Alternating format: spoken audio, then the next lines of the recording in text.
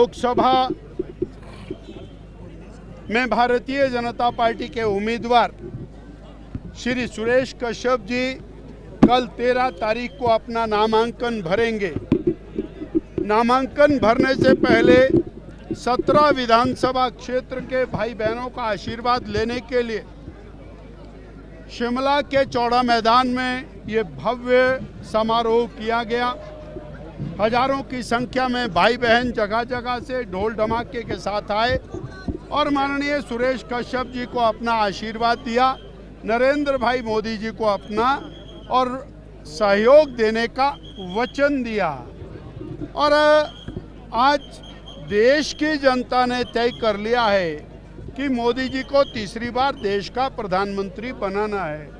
इसलिए भारत के प्रत्येक स्थान से मोदी जी को मत मिलने वाला है।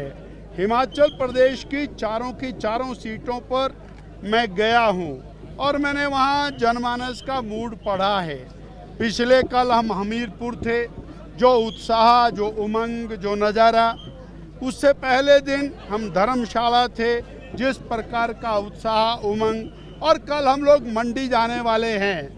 इस प्रकार चारों लोकसभा की सीटें भारतीय जनता पार्टी बहुत अच्छे बहुमत के साथ जीतने वाली है और साथ ही 6 विधायकों की सीटें, 6 की सीट भारतीय जनता पार्टी जीतेगी। आज ये इस मंच से मैं और भारतीय हिमाचल प्रदेश की जनता का मूड देख करके घोषणा कर रहा हूँ। हिमाचल प्रदेश की जनता प्रदेश की वर्तमान सरकार से बहुत त्रस्त है। सरकार मस्त है, जनता त्रस्त है। जनता के लिए सरकार का खजाना खाली है। मुख्यमंत्री जी के दोस्तों के लिए खजाना भरा हुआ है। उनके लिए गाड़ियाँ, बंगले, पायलट, कैबिनेट के रैंक, ये सब दिए जा सकते हैं, परंतु जो 1500 संस्थान बंद कर दिए वहाँ पर और उनके लिए धनराशि नहीं है। जनता त्रस्त है। 28,000 करोड़ रुपए का कर्ज लेने के बाद विकास बंद है और फिर धोखा, बेईमान, ये ब्रीच ऑफ ट्रस्ट। और एक बार नहीं, दूसरी बार नहीं, तीसरी बार 2022 में ब्रीच ऑफ ट्रस्ट किया बहनों के साथ। फिर उसके बाद 24 में फिर फॉर्म भरवा रहे हैं, पर जवाब नहीं आया। मैंने पूछा 2022 के फॉर्म कौन से कबाड़ी को बेचे, जवाब नहीं आया। फिर पूछ रहा हूँ 2024 के फॉर्म भर रहे हैं, कौन से कबाड़ी को बेचने का ठेका दिया है, इसको भी बता देना चाहिए। इसलिए हिमाचल की जनता इस सरकार से पूरी तरह से त्रस्त है। 6 सीटें अभी जीतेंगे, 6 सीटें फिर खाली होने वाली है। अनधिकारिक रूप से सीपीएस बनाए हैं। 9 उपचुनाव फिर आएंगे, उसका रंगा रंग आपके सामने पता लग जाए।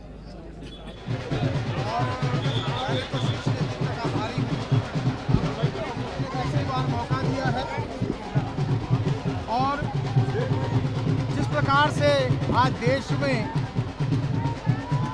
मोदी जी की प्रचंड जीत को लेकर हर कोई जो है पूर्ण रूप से आश्वस्त है, तो जहां शिमला सीट हम जीतेंगे, चारों की चारों सीटें जीतेंगे, ये तय है। जनता ने मन बना लिया है कि आएंगे तो मोदी ही, और ये तय हो गया है। आज जो यहाँ विशाल जो जन आशीर्वाद यात्रा, जो हमारी सभा थी, जनसभा थी, जनता का भरपूर आशीर्वाद 17 के 17 विधानसभा क्षेत्रों से मिला है। और जहां जिस प्रकार का जोश कार्यकर्ताओं के अंदर है, संसदीय क्षेत्र, मेरे संसदीय क्षेत्र की जनता ने भी पूर्ण रूप से मन बना लिया है कि दूसरी बार यहाँ पर कमल का फूल खिलाएंगे और लगातार चौथी बार शिमला सीट को भी हम जीतेंगे।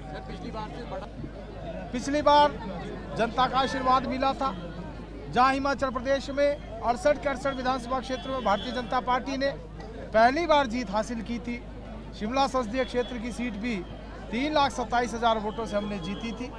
और रेणुका और रोहड़ू में पहला मौका था आज़ादी के बाद जब भारतीय जनता पार्टी को जीत मिली थी।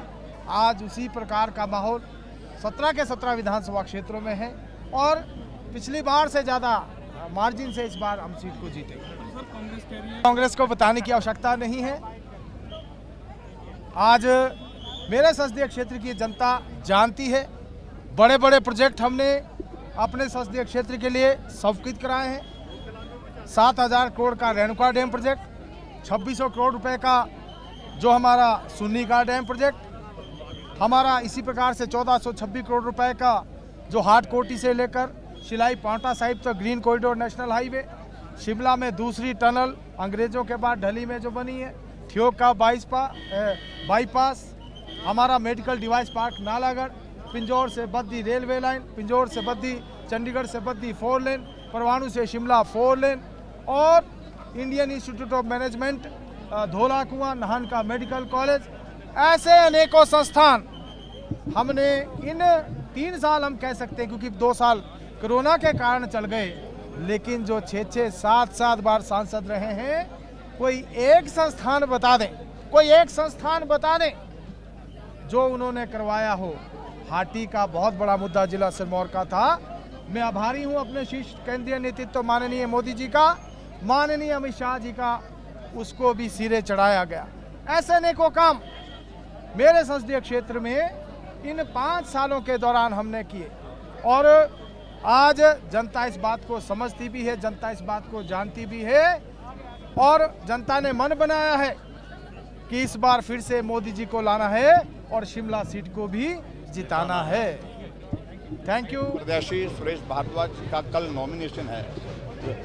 सुरेश कश्यप जी का जो नॉमिनेशन है, और उस नॉमिनेशन से पहले अपने पार्टी के सब साथियों का आशीर्वाद लें, जनता का आशीर्वाद लें, ऐसी इनकी इच्छा थी और इसलिए आज का कार्यक्रम यहाँ पर जो आयोजित किया, बहुत गर्मजोशी के साथ बड़ी संख्या में यहाँ पर पार्टी के साथी भी आए और इस लोकसभा क्षेत्र की जनता भी आई और निश्चित रूप से शिमला लोकसभा क्षेत्र में भारतीय जनता पार्टी इस बार भी बहुत बड़े बहुमत के साथ जीतने वाली है। जहाँ 4 सीटों पर हम हिमाचल प्रदेश में जीत रहे हैं, तो शिमला में भी जीत हासिल होगी निश्चित।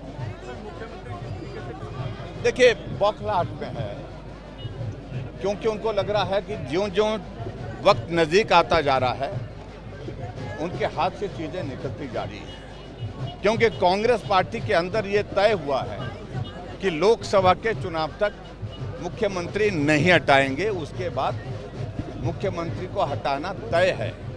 अब उसमें 2 लोग लगे हैं जो आज पहले तो सरकार के सारे कामकाज से खुश नहीं थे, चाहे वो डिप्टी चीफ मिनिस्टर हैं, चाहे कांग्रेस पार्टी की अध्यक्षा है, चाहे वो विक्रमादित्य सिंह है, चाहे कोई और है, सब लोग लगे थे।